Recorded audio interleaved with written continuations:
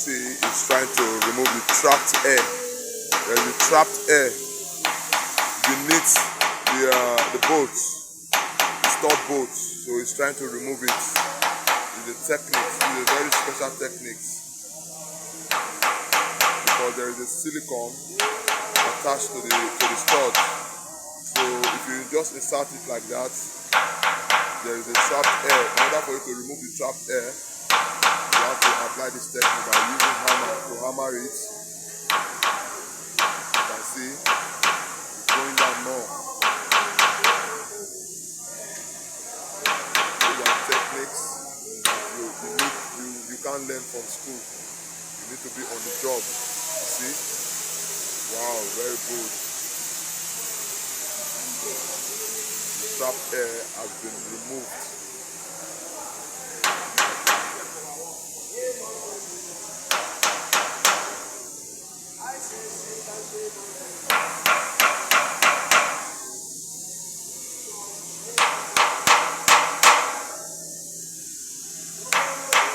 Do well to like this page and share if you found it interesting.